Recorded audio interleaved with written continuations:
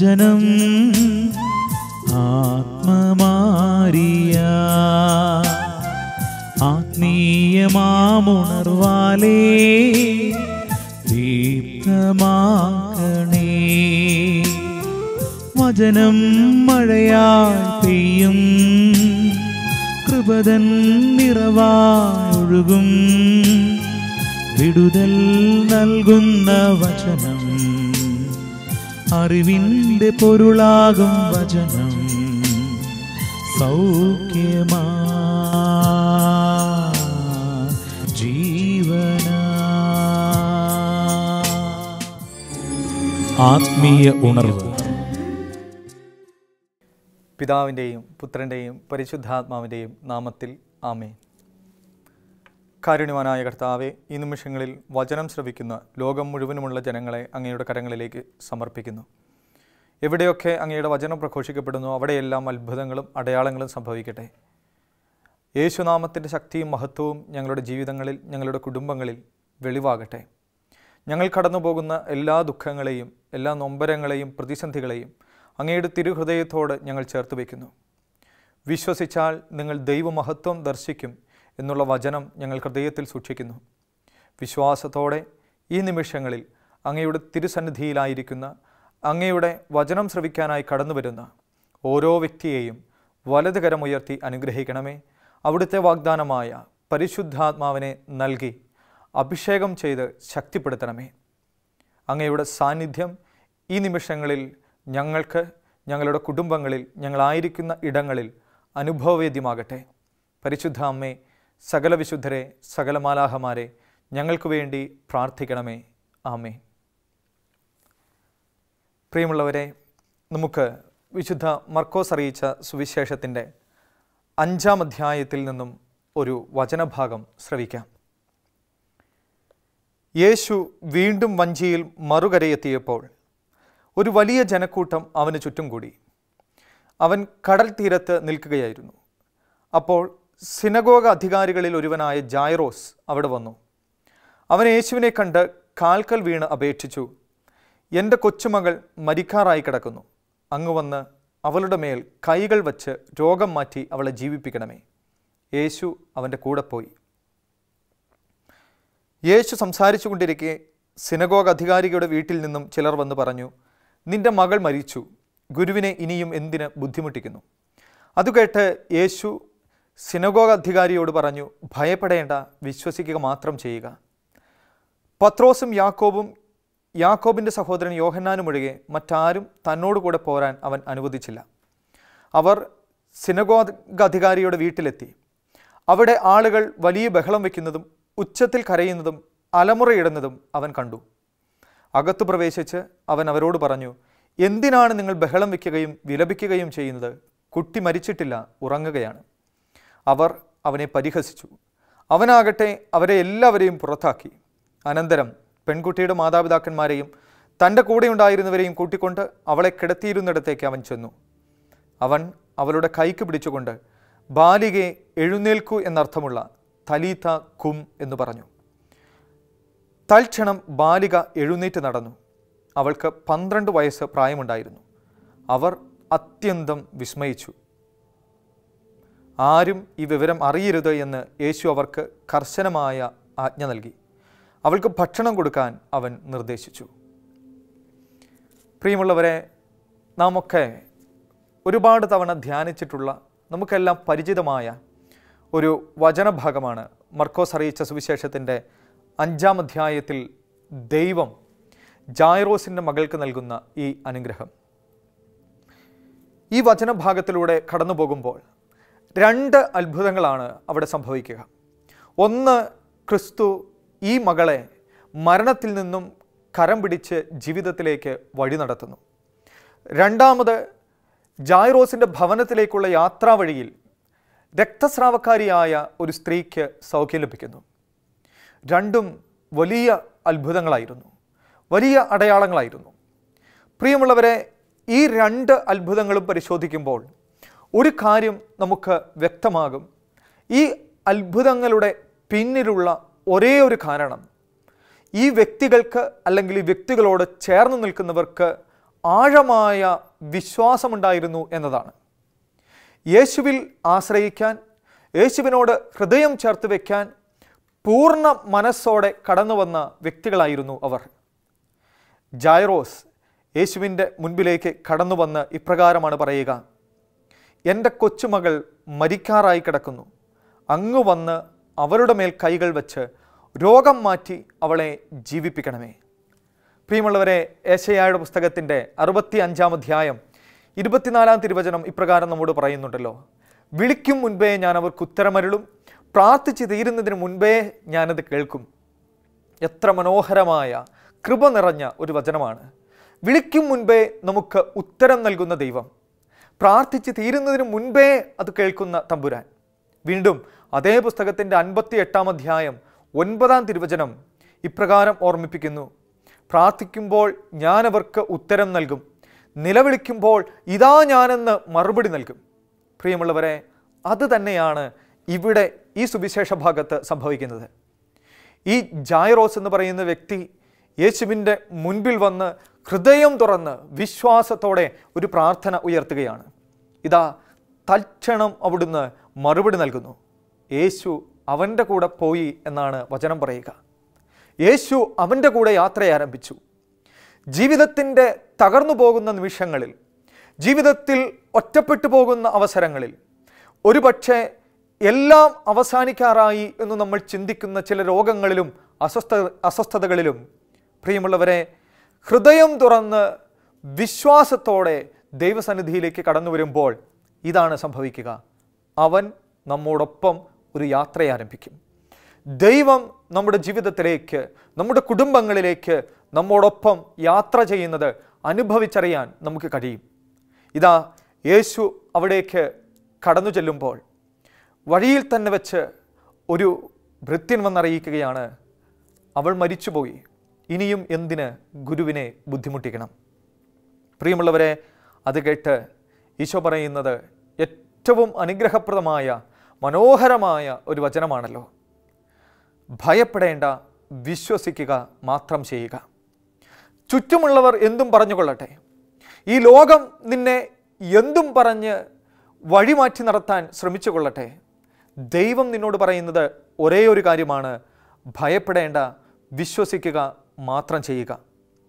യേശു തൻ്റെ പ്രിയ ശിഷ്യരുമായി ഈ ജായറോസിൻ്റെ ഭവനത്തിലേക്ക് കടന്നു ചെല്ലുകയാണ്. ഒരുപാട് ആളുകൾ അവിടെ വന്നു ചേർന്നിട്ടുണ്ട്. ഒരുപക്ഷെ രോഗവിവരമറിഞ്ഞ് അല്ലെങ്കിൽ മരണത്തെക്കുറിച്ച് കേട്ടറിഞ്ഞ് ഒക്കെ അവിടെ വന്ന ആ ജനം, ഇത്രയും ചെറുപ്പമായ ഒരു പെൺകുട്ടി മരണമടഞ്ഞപ്പോൾ, 12 വയസ്സ് മാത്രം പ്രായമുള്ള ഈ മകളെ നഷ്ടപ്പെട്ടപ്പോൾ, അത് അവിടെ കൂടിയിരുന്ന എല്ലാവരുടെയും ഹൃദയത്തിൽ ഒരു ദുഃഖത്തിൻ്റെ നിഴൽ വീഴ്ത്തിയിട്ടുണ്ടാകും. അവരെല്ലാം വിലപിക്കുകയാണ്. പക്ഷേ യേശു അവിടേക്ക് കടന്നു ചെന്ന് അവരോട് ചോദിച്ചു: എന്തിനാണ് നിങ്ങൾ ബഹളം വയ്ക്കുകയും വിലപിക്കുകയും ചെയ്യുന്നത്? അവിടുന്ന് ഇപ്രകാരം പറഞ്ഞു: കുട്ടി മരിച്ചിട്ടില്ല, ഉറങ്ങുകയാണ്. കുട്ടി മരിച്ചിട്ടില്ല, ഉറങ്ങുകയാണെന്നാണ് യേശു പറയുക. പക്ഷേ അവിടെ കൂടിയിരുന്ന മനുഷ്യർക്കെല്ലാം ഉറപ്പുണ്ട്, ആ മകൾ, ആ കുട്ടി മരിച്ചു കഴിഞ്ഞു. മനുഷ്യബുദ്ധി കൊണ്ട് അവരെല്ലാം ചിന്തിച്ച് യേശുവിൻ്റെ വാക്കുകളെ തങ്ങളുടെ സ്വന്തം ബുദ്ധി കൊണ്ട് വിലയിരുത്തി അവർ അവനെ പരിഹസിക്കുകയാണ്. അവരെല്ലാവരും ഒന്നടങ്കം യേശുവിനെ നോക്കി ചിരിക്കുന്നു, പരിഹസിക്കുന്നു. പ്രിയമുള്ളവരെ, അവൻ തൻ്റെ പ്രിയ ശിഷ്യരും ആ കുട്ടിയുടെ മാതാപിതാക്കളുമായി ഉള്ളിലേക്ക് കടന്നു ചെന്നിട്ട് മറ്റൊന്നും അവിടെ ചെയ്യുന്നില്ല. ആ പെൺകുട്ടിയുടെ കരം പിടിച്ച് ഇപ്രകാരം പറഞ്ഞു: തലീതക്കും, ബാലികയെ എഴുന്നേൽക്കുക. തൽക്ഷണം ബാലിക എഴുന്നേറ്റു നടന്നു. അവൾക്ക് 12 വയസ്സ് പ്രായമായിരുന്നു. ചുറ്റുമുള്ളവരെല്ലാം അത്യന്തം വിസ്മയിച്ചു. ഇതുപോലെയാണ് ദൈവം നമ്മുടെ ജീവിതത്തിൽ പ്രവർത്തിക്കുക. ഹബക്കുക്കിൻ്റെ പുസ്തകം 1-ാം അധ്യായം 5-ാം തിരുവചനം ഇങ്ങനെ ഓർമ്മിപ്പിക്കും: പറഞ്ഞാൽ ആരും വിശ്വസിക്കാത്ത ഒരു പ്രവൃത്തി നിങ്ങളുടെ ഇടയിൽ ഞാൻ ചെയ്യാൻ പോകുന്നു. പ്രിയമുള്ളവരെ, ഇങ്ങനെയുള്ള കാര്യങ്ങൾ ഒരു പക്ഷേ മനുഷ്യബുദ്ധി കൊണ്ട് നമുക്ക് ഗ്രഹിക്കാൻ കഴിയുന്നതല്ല. മറ്റുള്ള ആർക്കെങ്കിലും, ഒരു പക്ഷേ നമ്മുടെ കുടുംബാംഗങ്ങൾക്ക് പോലും നമുക്ക് പറഞ്ഞു തരാൻ കഴിയുന്ന ഒന്നല്ല. മറിച്ച് അത് ഹൃദയം തുറന്ന് ദൈവസന്നിധിയിൽ നിൽക്കുന്നവർക്ക് ദൈവം നൽകുന്ന കൃപകളാണ്. ഒരു പക്ഷേ നമുക്കറിയാം, വിശുദ്ധ ഗ്രന്ഥത്തിലൂടെ കടന്നു പോകുമ്പോൾ, സുവിശേഷങ്ങളിലൂടെ കടന്നു പോകുമ്പോൾ യേശു 3 വ്യക്തികളെ മാത്രമാണ് തിരികെ ജീവിതത്തിലേക്ക് വഴി നടത്തിയത്. 1 ജായിറൂസിൻ്റെ മകൾ, 2 നായിമിലെ വിധവയുടെ മകൻ, 3 നമുക്കറിവുള്ളതുപോലെ ബഥാനിയായിലെ ലാസറിനെ ഉയർപ്പിക്കുമ്പോഴും കുഴിമാടത്തിങ്കൽ ഒരുപാട് ആളുകൾ വന്നു ചേർന്നിരുന്നു. അങ്ങനെ ആ വന്നു ചേർന്ന വ്യക്തികൾക്കൊന്നും വിശ്വാസമില്ലാതിരുന്നപ്പോൾ യേശു അവരോടും ഇതേപോലെ ഒരു വചനമാണ് പങ്കുവയ്ക്കുക. യോഹന്നാൻ അറിയിച്ച സുവിശേഷത്തിൻ്റെ 11-ാം അധ്യായം 40-ാം തിരുവചനം, വിശ്വസിച്ചാൽ നീ ദൈവമഹത്വം ദർശിക്കുമെന്ന് ഞാൻ പറഞ്ഞില്ലേ. പ്രിയമുള്ളവരെ, അത്ഭുതങ്ങളുടെ എല്ലാം അടിസ്ഥാന കാരണം, ദൈവം പ്രവർത്തിക്കുന്ന അവിശ്വസനീയമായ കാര്യങ്ങളുടെ എല്ലാം പിന്നിലുള്ള ഒരേ ഒരു കാരണമെന്ന് പറയുന്നത് അത് വിശ്വസിക്കുന്ന ഒരു ഹൃദയമുണ്ടാവുക എന്നതാണ്. ഇവിടെ ആ ബാലിക എഴുന്നേറ്റ് തൽക്ഷണം ഈ ജനങ്ങളുടെ എല്ലാം മുൻപിലൂടെ നടന്നു. ഒരു പക്ഷേ നമ്മുടെയൊക്കെ കുടുംബങ്ങളിൽ, നമ്മുടെയൊക്കെ ചുറ്റുപാടുകളിൽ നിനക്ക് ഒരിക്കലും ഒരു തിരിച്ചുവരവുണ്ടാകില്ല എന്ന് പറയാതെ പറയുന്ന മനുഷ്യരുണ്ടാകും. ഒരു പക്ഷേ നമ്മയെല്ലാം കൈവെടിഞ്ഞ് മാറ്റി നിർത്തിയിരിക്കുന്ന വ്യക്തികളുണ്ടാകും. ഇതാ വചനം പറയുന്നു, അവരുടെ എല്ലാം മുൻപിലൂടെ ദൈവം നിന്നെ കരം പിടിച്ച് വഴി നടത്തും. 37-ാം സങ്കീർത്തനത്തിൻ്റെ 24-ാം തിരുവചനം ഇപ്രകാരം നമ്മെ ഓർമ്മിപ്പിക്കും. പ്രിയമുള്ളവരെ, നമ്മുടെയൊക്കെ ജീവിതത്തിൽ നാം ഒക്കെ വീണു പോയേക്കാം, പക്ഷേ അത് മാരകമാവുകയില്ല എന്നാണ് വചനം പറയുക. 37-ാം സങ്കീർത്തനം 24-ാം തിരുവചനം, അവൻ വീണേക്കാം, എന്നാൽ അത് മാരകമായിരിക്കുകയില്ല, കർത്താവ് അവൻ്റെ കയ്യിൽ പിടിച്ചിട്ടുണ്ട്. ഫ്രാൻസിസ് മാർപ്പാപ്പ ഇപ്രകാരം പറയും, വിശ്വാസം ഒരിക്കലും നമ്മൾ വീഴില്ല എന്നുള്ള ഒരു ഉറപ്പ് നമുക്ക് നൽകുന്നില്ല. നമ്മൾ തളരില്ല എന്നുള്ള ഒരു വാഗ്ദാനം ഒരിക്കലും ഈ ജീവിതം നമുക്കായി ഉയർത്തുന്നില്ല. മറിച്ച് നമ്മൾ വീണേക്കാം, നമ്മൾ തളർന്നു പോയേക്കാം, പക്ഷേ അവിടെയെല്ലാം നമ്മുടെ അരികിൽ ഒരു ദൈവമുണ്ട് എന്നുള്ള ഓർമ്മപ്പെടുത്തലാണ് ഈ വിശ്വാസം നമുക്ക് പങ്കുവെച്ച് നൽകുക. അതുതന്നെയാണല്ലോ വചനം പറയുക, വീണേക്കാം, പക്ഷേ അത് മാരകമാവുകയില്ല. നിനക്ക് മുറിവേൽക്കാതെ, നീ എന്നേക്കുമായി തളർന്നു പോകാതെ കരം പിടിച്ച് വഴി നടത്താൻ ദൈവം, ക്രിസ്തു നിൻ്റെ അരികിൽ തന്നെ ഉണ്ടാകും. അതുപോലെ ഈ ബാലികയെ, ആ ബാലികയുടെ കുടുംബത്തെ അവിടുന്ന് കരം പിടിച്ച് നടത്തുന്ന മനോഹരമായ ഒരു കാഴ്ച. പ്രിയമുള്ളവരെ, നാമൊക്കെ തളർന്നു പോകുന്ന അവസരങ്ങളിൽ വചനം നമ്മുടെ ജീവിതത്തിൽ, നമ്മുടെ ഹൃദയത്തിൽ നമ്മൾ സൂക്ഷിക്കണം. മത്തായി അറിയിച്ച സുവിശേഷത്തിൻ്റെ 21-ാം അധ്യായം 22-ാം തിരുവചനം പറയുന്നുണ്ടല്ലോ, വിശ്വാസത്തോടെ പ്രാർത്ഥിക്കുന്നതെല്ലാം നിങ്ങൾക്ക് ലഭിക്കും. വീണ്ടും യോഹന്നാൻ അറിയിച്ച സുവിശേഷത്തിൻ്റെ 14-ാം അധ്യായം 14-ാം തിരുവചനത്തിൽ ഇപ്രകാരമാണ് ഈശോ പറയുക, എൻ്റെ നാമത്തിൽ നിങ്ങൾ എന്നോട് എന്തെങ്കിലും ചോദിച്ചാൽ ഞാനത് ചെയ്തു തരും. ദൈവം പറയുന്നത് പ്രവർത്തിക്കും. അത്ഭുതങ്ങളും അടയാളങ്ങളും നമുക്ക് വേണ്ടി അവിടുന്ന് ചെയ്യും. ഇതേ അധ്യായത്തിൽ, മർക്കോസ് അറിയിച്ച സുവിശേഷത്തിൻ്റെ 5-ാം അധ്യായത്തിൽ തന്നെ കാണുന്ന രണ്ടാമത് ഉള്ള അത്ഭുതം രക്തസ്രാവക്കാരിയായ സ്ത്രീക്ക് ലഭിക്കുന്ന സൗഖ്യമാണ്. അതും നമുക്കെല്ലാം പരിചയമുള്ള ഒരു വചനഭാഗമാണ്. യേശു ഈ ജനക്കൂട്ടത്തിൻ്റെ ഒപ്പം നടന്നു നീങ്ങുകയാണ്. വചനം പറയുന്നു, വലിയൊരു ജനക്കൂട്ടം തിങ്ങി ഞെരുങ്ങി പിന്തുടർന്നു. അതായത് ഒരുപാട് ആളുകൾ യേശുവിൻ്റെ ഒപ്പമുണ്ടായിരുന്നു. എവിടെയൊക്കെ അവൻ വചനം പ്രഘോഷിക്കാൻ ചെന്നോ, എവിടെയൊക്കെ യേശുവിൻ്റെ സാന്നിധ്യം ഉണ്ടായിരുന്നോ, അവിടെയെല്ലാം ഒരുപാട് ആളുകൾ അവനെ പിന്തുടരുന്നത്, അവൻ്റെ ഒപ്പം യാത്ര ചെയ്യുന്നതൊക്കെ നമ്മൾ വായിക്കുന്നുണ്ട്. പ്രിയമുള്ളവരെ, ഇങ്ങനെ ഇവരുടെ ഒപ്പം യാത്ര ചെയ്യുമ്പോൾ ഇതാ രക്തസ്രാവക്കാരിയായ ഒരു സ്ത്രീ യേശുവിനെ ഒന്ന് സ്പർശിക്കാൻ, യേശുവിൽ നിന്നും സൗഖ്യം നേടാൻ ആഗ്രഹിച്ച് ഈ ജനക്കൂട്ടത്തിനിടയിലൂടെ കടന്നു വരികയാണ്. കൃത്യമായിട്ട് വചനം ഇപ്രകാരം കുറിക്കുന്നുണ്ട്, 12 വർഷമായി രക്തസ്രാവമുള്ള ഒരു സ്ത്രീ ഉണ്ടായിരുന്നു. പല വൈദ്യന്മാരുടെ അടുത്ത് പോയി വളരെ കഷ്ടപ്പെടുകയും കൈവശമുള്ളതെല്ലാം ചെലവഴിക്കുകയും ചെയ്തിട്ടും അവളുടെ സ്ഥിതി മെച്ചപ്പെടുകയല്ല, കൂടുതൽ മോശമാവുകയാണ് ചെയ്തത്. ഒരു പക്ഷേ നമ്മുടെ എല്ലാം ജീവിതത്തിൽ, പലരുടെയും ജീവിതത്തിൽ ഉണ്ടായിട്ടുള്ള ഒരു അനുഭവമാണ് ഇത്. നാം ഒക്കെ മനുഷ്യരിൽ ആശ്രയം വയ്ക്കും. നാമൊക്കെ ഈ ലോകത്തിൻ്റെ പല വഴികളും തേടും. അവസാനം സ്ഥിതി മെച്ചപ്പെടുകയല്ല, കൂടുതൽ മോശമാവുകയാണ് എന്ന് നാം തിരിച്ചറിയും. അപ്പോഴാണ് ദൈവസന്നിധിയിലേക്ക് പലരും കടന്നു വരിക. ഇവിടെ സംഭവിച്ചതും അതാണ്. പ്രിയമുള്ളവരെ, പലരുടെയും അടുക്കൽ പോയി കൂടുതൽ മോശപ്പെട്ട അവസ്ഥയിലേക്ക് എത്തിച്ചേർന്ന് ഈ സ്ത്രീ യേശു കടന്നു പോകുന്നത് അറിഞ്ഞ് അവന് വേണ്ടി കാത്തിരിക്കുകയാണ്. വചനം ഇപ്രകാരം പറയുന്നുണ്ട്. 27-ാം സങ്കീർത്തനം 14-ാം തിരുവചനം. വളരെ മനോഹരമായ ഒരു വചനം ദൈവം നമുക്കായി നൽകുകയാണ്.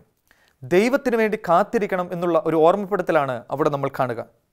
വചനം പറയുന്നു, കർത്താവിൽ പ്രത്യാശയർപ്പിക്കുവിൻ, ദുർബലരാകാതെ ധൈര്യം അവലംബിക്കുവിൻ, കർത്താവിന് വേണ്ടി കാത്തിരിക്കുവിൻ.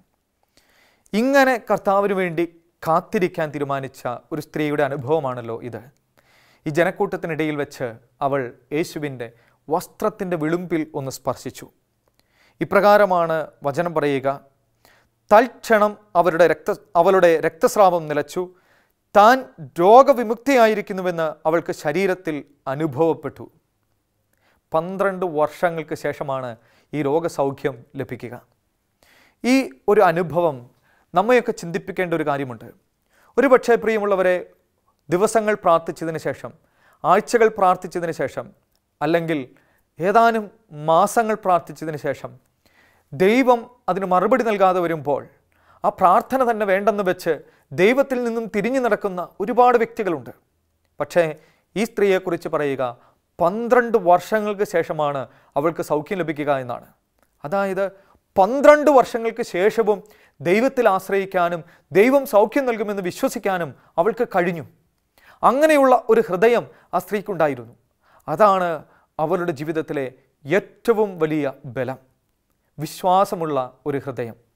ഉടനെ യേശു ചുറ്റും തിരിഞ്ഞ് ചോദിച്ചു.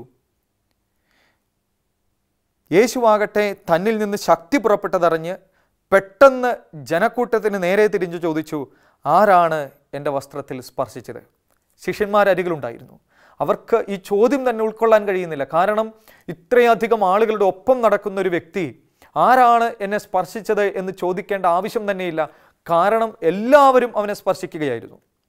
പ്രിയമുള്ളവരെ, നമ്മുടെയൊക്കെ ചുറ്റുമുള്ള ലോകത്തിൽ ഒരുപാട് ആളുകൾ ദൈവത്തെ സ്പർശിച്ചുകൊണ്ടിരിക്കുകയാണ്. ഒരുപാട് ആളുകൾ ക്രിസ്തുവിനെ സ്പർശിക്കാൻ ശ്രമിച്ചുകൊണ്ടിരിക്കുകയാണ്. പക്ഷേ ഇവിടെ ഈ സ്ത്രീയുടെ സ്പർശനത്തിന് ഒരു വ്യത്യാസമുണ്ടായിരുന്നു. അത് വിശ്വാസത്തോടു കൂടിയുള്ള ഒരു സ്പർശനമായിരുന്നു.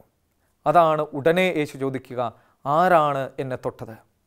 എത്രയൊക്കെ ആളുകൾ ദൈവത്തെ തൊട്ടാലും, എത്രയൊക്കെ ആളുകൾ തൊടാൻ പരിശ്രമിച്ചാലും, പ്രിയമുള്ളവരെ, വിശ്വാസമുണ്ടോ എന്നുള്ളത് ദൈവം ഉയർത്തുന്ന ഏറ്റവും വലിയ ഒരു ചോദ്യമാണ്. അന്ധരായ വ്യക്തികൾ അവിടുത്തെ മുൻപിലേക്ക് കടന്നു വരുമ്പോൾ യേശു ചോദിക്കുന്നുണ്ടല്ലോ, ഇത് നിങ്ങൾക്ക് വേണ്ടി ചെയ്യാൻ എനിക്ക് കഴിയുമെന്ന് നിങ്ങൾ വിശ്വസിക്കുന്നുവോ?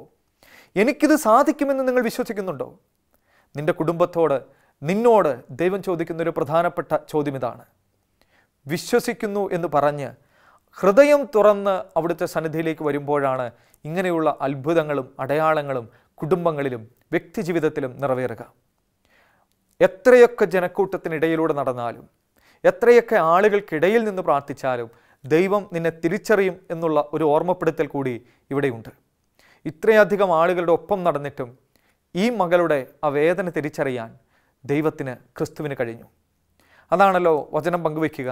സാമൂവേലിൻ്റെ 1-ാം പുസ്തകം 16-ാം അധ്യായം 7-ാം തിരുവചനം. മനുഷ്യൻ ബാഹ്യരൂപത്തിൽ ശ്രദ്ധിക്കുന്നു, എന്നാൽ കർത്താവാകട്ടെ ഹൃദയഭാവത്തിലും. നമ്മുടെ ഹൃദയം കാണുന്ന, നമ്മുടെ വേദന കാണുന്ന ദൈവസന്നിധിയിലേക്ക് പ്രിയമുള്ളവരെ ഉറപ്പുള്ള വിശ്വാസമുള്ള ഹൃദയത്തോടെ കടന്നു വരാൻ നമുക്ക് കഴിയണം.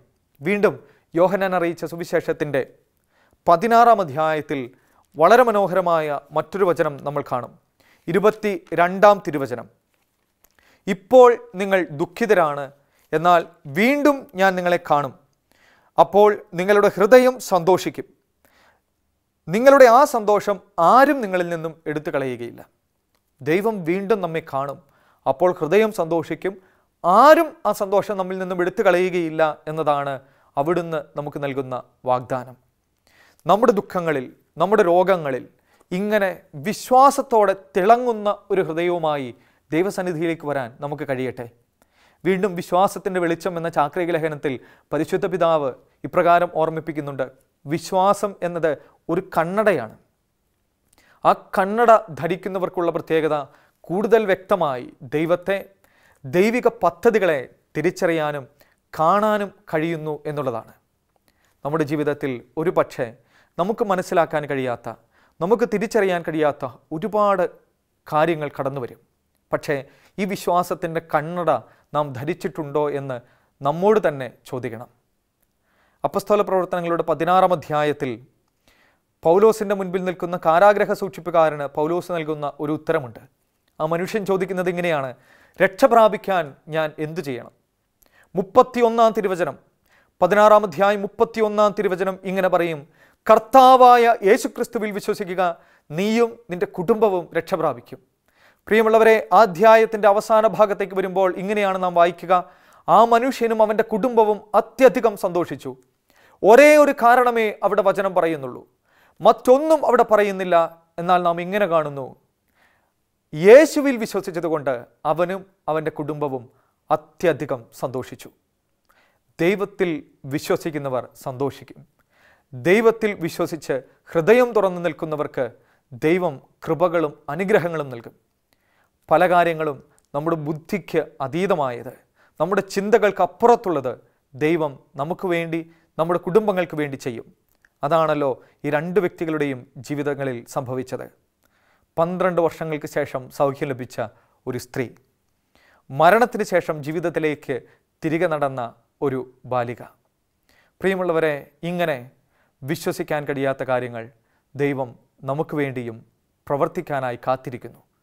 നമ്മുടെ കുടുംബങ്ങളെ, നമ്മുടെ വ്യക്തി ജീവിതങ്ങളെ അവിടുത്തെ കരങ്ങളിലേക്ക് നൽകാം. ദൈവത്തിനായി വിശ്വാസത്തോടെ ഹൃദയം തുറക്കാം. അത്ഭുതങ്ങളും അടയാളങ്ങളും സംഭവിക്കട്ടെ. ആമേൻ.